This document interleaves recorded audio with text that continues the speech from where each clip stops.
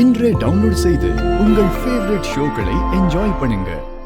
இவ்ளோ பெரிய சொத்து வச்சுக்கிட்டு என்ன பண்றது?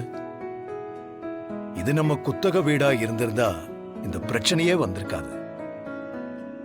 அப்புறம் சொத்தை பிரிச்சு கொடுத்தாலும் அது நல்லா இருக்காது. காலத்துக்கும் அவங்களுக்கு ஏதாவது ஒரு வருமானம் வரணும்னு யோசிச்சேன். அது இப்போ நடந்திருக்கு. நீங்க தீர்க்கமா யோசிச்சு உங்களுக்கு விருப்பப்பட்டதை யோசிச்சுட்டு வாங்கன்னு சொல்லிருக்கீங்க. எல்லாரும் என்ன முடிவோட வரப்போறாங்கன்னு பாக்கணுங்க. அவங்களுக்கு பிடிச்சத தனித்தனியா செஞ்சாலும் இந்த குடும்பம் என்னைக்கும் ஒத்துமையா கூட்டு குடும்பமா தான் இருக்கணும். கையில காசு வந்துருச்சுன்னா என்ன வேணாலும் தோணும். அப்படி எதுவும் நடந்துடாம நாம தான் பாத்துக்கணும். உங்க மனசு போல எல்லாமே நல்லதாதாங்க நடக்கும்.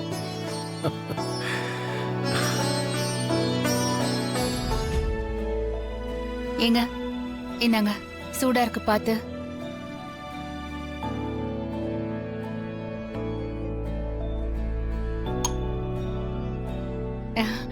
இந்நேரம் எல்லாரும் யோசிச்சுட்டு இருப்பாங்கல்ல.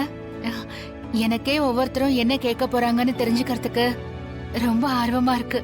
நானும் அந்த ஆர்வத்துல தான் இருக்கேன். எல்லாரும் கேக்குறது இருக்கட்டும், நீ என்ன கேட்க போற? எனக்கு என்னங்க வேணும்? எனக்கு அப்படியெல்லாம் ஒரு ஆசையும் இல்ல. அத நான் நம்ப மாட்டேன். கண்டிப்பா உனக்கு பிடிச்சதுன்னு ஒண்ணு இருக்கும்ல. இத்தனை நாளா அதை கேட்கணும்னு உனக்கு தோணு இருக்காது. ஆனா இப்ப நானே கேட்கிறேனே. சொல்லு, உனக்கு ஏதாவது செய்யணும்னு ஆசை இருக்கா? அப்படியெல்லாம் ஒண்ணும் இல்லங்க. எனக்கு இந்த வீட்டோட மருமகன்ற பேரு, உங்க மனைவிங்கிற அந்தஸ்து, இது எல்லாத்தையும் விட ஜானகி அம்மா ஜானகி அம்மான்னு இந்த ஊரே என்ன தலையில தூக்கி வச்சு கொண்டாடுது. இதெல்லாம் கொடுக்காத சந்தோஷத்தையா அந்த பணம் கொடுக்க போகுது.